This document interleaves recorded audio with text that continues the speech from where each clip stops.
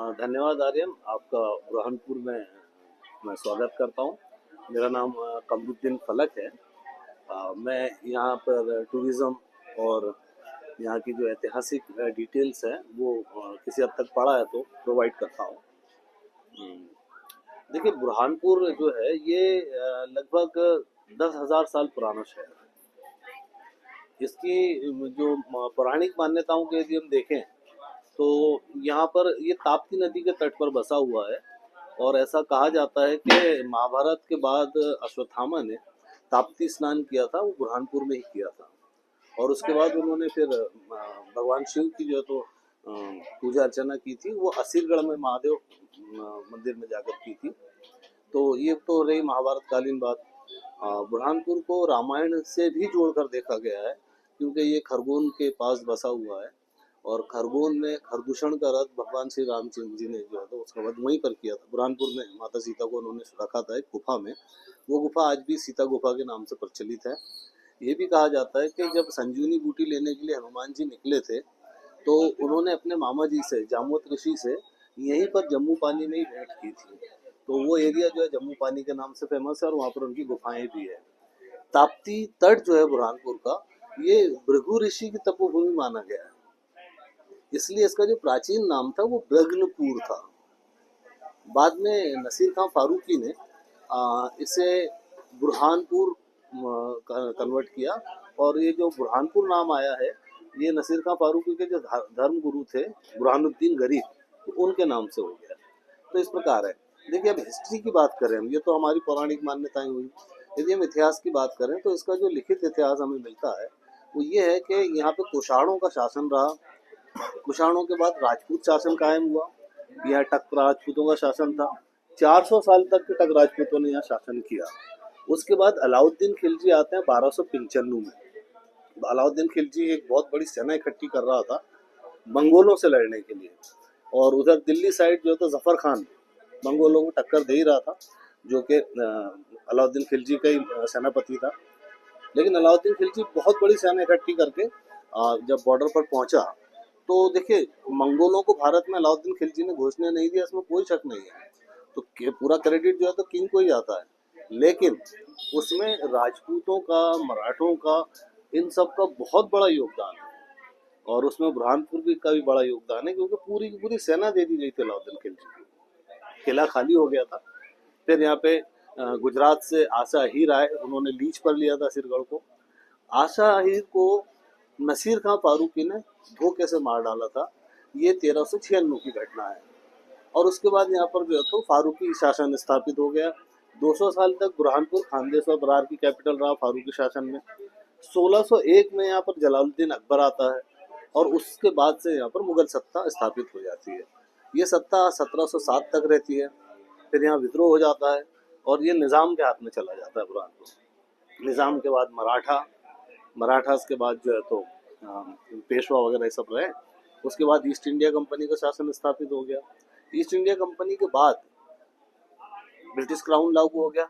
और उसके बाद जो है तो 1947 में हम आज़ाद हुए। बुरहानपुर पहले मध्य महाराष्ट्र में था और उसके बाद जब मध्य प्रदेश की स्थापना हो गई तो बुरहानपुर मध्य प्रदेश में आ गया। और आज हम लोग बैठकर आपस में चर्चा कर रहे हैं। तो ये है बुरहानपुर का संक्षिप्त इतिहास। देखिए, ये क्षेत्र इसलिए विशेष है, यहाँ पर सिखों के पहले गुरु गुरु नानक देव आए। सिखों के अंतिम गुरु भी गुरु गोविंद सिंह साहब भी बुरहानपुर आए। ये कहा जाता है कि बुरहानपुर में जो ताप्ती तट हैं वो विशेष हैं। उसका कारण ये है कि माँ ताप्ती जो है, इनका वास्तविक मार्ग पूरब से पश्चिम है, यानी सूर्य मार्ग पर चलती है, यानी सूर्य पुत्री भी कहा जाता है। लेकिन जब ये बुरहानपुर में आती है तो आती तो पूरब से है, लेकिन बुरहानपुर में जैसे श्री राम घाट पहुंचती है ये तो बिल्कुल मुड़ जाती है और दक्षिण की ओर बहने लगती है। और फिर जब अंतिम घाट आता है, विदाई घाट, पूरे 13 घाट के बाद वहां से ताप्ती पुनः पश्चिम की ओर मुड़ जाती है। तो इस घुमाव के कारण शास्त्रों में बुरहानपुर को दक्षिण का काशी भी कहा गया है। और जो तट हैं ताप्ती के, वो तट उत्तर और दक्षिण वाले मिल जाते हैं। सॉरी, उत्तर और दक्षिण दिशा में जब ताप्ती बहेगी तो पूर्व और पश्चिम वाले तट मिल जाते हैं। इसलिए उगते और ढलते सूरज के दर्शन बुरहानपुर के घाटों से हो जाते हैं। भगवान श्री रामचंद्र जी ने भी कहा जाता है कि बुरहानपुर से ताप्ती पार की। गुरु नानक देव ने भी यहीं से पार की। गुरु गोविंद सिंह साहब ने यहाँ से पार की, आर बेंथम ने भी यहीं से ताप्ती नदी क्रॉस की, और बुरहानुद्दीन गरीब, वर्तमान बुरहानपुर का नाम जिनके नाम से जुड़ा हुआ है, उन्होंने भी ताप्ती नदी बुरहानपुर से क्रॉस की। मुगलों के शासनकाल में भी राजपूत घराने के लोग बुरहानपुर आने के लिए लालायित हुआ करते थे, क्योंकि उन्हें ताप्ती के ये घाट देखने होते थे। तो ये ताप्ती का जो महत्व है, ये शहर बड़ा इम्पोर्टेंट है। तो मैंने ये आपको संस्कृत जानकारी दी। जिस क्षेत्र में हम बैठे हैं, जहाँ मैं आपसे भेंट कर रहा हूँ, इसे लाल बाग कहते हैं। किसी समय में, ये 1615 की बात बता रहा हूँ आपसे, यहाँ पर एक बड़ा विद्वान व्यक्ति रहा है, उसने यहाँ पर गुलाब का गार्डन लगाया था पूरा। तो वो गुलाब के गार्डन के कारण इस क्षेत्र को लाल बाग कहा जाता है। आर्यन, आपसे मिलकर बहुत अच्छा लगा। मैं आपका स्वागत करता हूँ। आप लाल बाग में हैं, बुरहानपुर का ये रेलवे स्टेशन है। और ये जो शब्द मैंने आपको बताया लाल बाग, एक्चुअली यहाँ पर मुगल काल में एक बहुत बड़ा गार्डन हुआ करता था, गुलाब का गार्डन था। तो लाल गुलाब जो है तो वो यहाँ बहुत ज़्यादा पैदा होते थे, इस कारण बुरहानपुर के क्षेत्र को लाल बाग कहा गया। और उन्होंने गुलाब के प्लांट ही क्यों लगाए, ये बड़ी इंटरेस्टिंग चीज़ है जो मैं आपके साथ शेयर करना चाहता हूँ। आज इत्तेफाक से हम लोग यहाँ पर मिले हैं। देखिए, यहाँ एक विश्व धरोहर स्थित है जिसे कुंडी भंडारा के नाम से जाना जाता है। ये जो कुंडी भंडारा है, इसे 1615 में अब्दुल रहीम खाने खानान ने बनवाया था। ये जो अब्दुल रहीम खाने खानान है, ये बुरहानपुर में 1601 में अकबर के साथ आए थे, और उसी समय से यहाँ पे मुगल सत्ता स्थापित हो गई थी। मैंने जो नाम लिया है अब्दुल रहीम खाने खानान, इस व्यक्ति को पूरे विश्व में एक दूसरी छवि के हिसाब से भी जाना जाता है। यही रहीम दास है जिनके दोहे विश्व में प्रसिद्ध हैं। अब इससे पहले कि मैं उनके बनाए हुए इस स्मारक के विषय में आपसे बात करूं, मैं थोड़ा सा रहीम दास के विषय में बता देता हूं।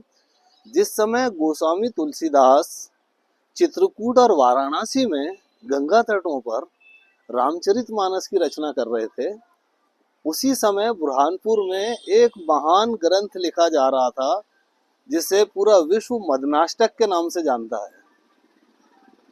और जिस प्रकार आप देखते हैं कि राम जी की महिमा गोस्वामी तुलसीदास ने रामचरितमानस में जो बयान की है, उसी प्रकार कृष्ण भक्ति में लिखा जाने वाला रसखान के बाद जो दूसरा सबसे बड़ा ग्रंथ है वो मदनाष्टक है। वो ताप्ती तटों पर लिखा गया। मदनाष्टक के छंद जब लोगों के पास पहुंचे तो उस समय के शास्त्री और जो पंडित थे वो ये कहने लगे थे कि ऐसा लगता है ताप्ती तट पर रहीमदास को साक्षात भगवान कृष्ण के दर्शन हो गए, और ये वहीं से रहीमदास कहलाने लगे। ऐसा कोई व्यक्ति आपको विश्व में नहीं मिलेगा जो हिंदी से रिलेटेड होने का दावा तो करे किंतु उसने ये दोहा ना सुना हो, रहीमन पानी राखिए बिन पानी सब सून, पानी गए ना ओबरे मोती मानस चून। ये दोहा इसी धरती पर जहाँ आप खड़े हैं, जहाँ मैं आपसे बात कर रहा हूँ, रहीमदास ने कुंडी भंडारा के इनॉग्रेशन पर 1615 में कहा था। रहीम का जो दूसरा दोहा है, रहीमन धागा प्रेम का मत तोरो चटका है, वो भी यहाँ की एक टेक्सटाइल मार्केट में रहीम ने कहा था, जिसे ताना गुजरी के नाम से जानते हैं। रहीम का तीसरा दोहा और सुना देता हूँ मैं आपको कि खैर खून खांसी खुशी प्रेम द्वेष मदपान, रहीमन दावत दबे नहीं जानत सकल जहान। ये दानियाल की मृत्यु के ऊपर रहीम ने दोहा कहा था। तो अब हम आ जाते हैं उस स्मारक के ऊपर। देखिए, बुरहानपुर ताप्ती तट पर बसा हुआ है और बहुत पहले से ये जो उसकी भौगोलिक स्थिति है वो यही रही है कि ताप्ती बहुत गहराई में बहती है, तो यहाँ हमेशा पानी की समस्या हुआ करती थी।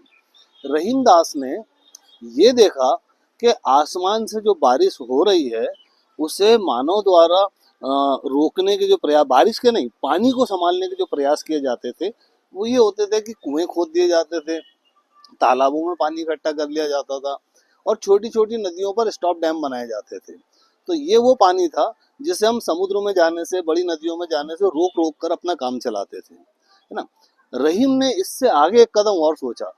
इसने वो पानी पकड़ने का प्रयास किया जो भूमि में उतर जाता है।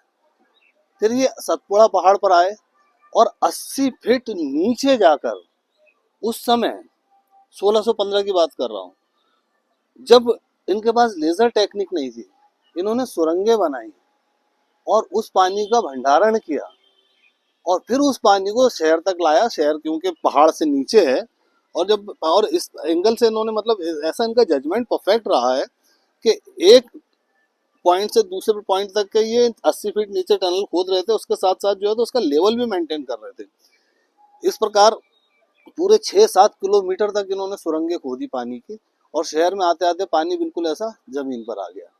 तो ये एक बहुत बड़ा कारनामा है इनका। अब ये जो कुंडी भंडारा है, विश्व में केवल दो थे, एक बुरहानपुर में और दूसरा ईरान में, निशापुर में। तो ईरान का कुंडी भंडारा अब सूख गया है, किंतु बुरहानपुर का कुंडी भंडारा अभी भी without any electricity, without any energy अपना कार्य कर रहा है और ये जीवित है। इसका पानी बहुत शुद्ध है, क्योंकि यहाँ की मिट्टी में चूना ज़्यादा है, इसलिए पानी का नेचुरली क्लोरिफिकेशन हो जाता है।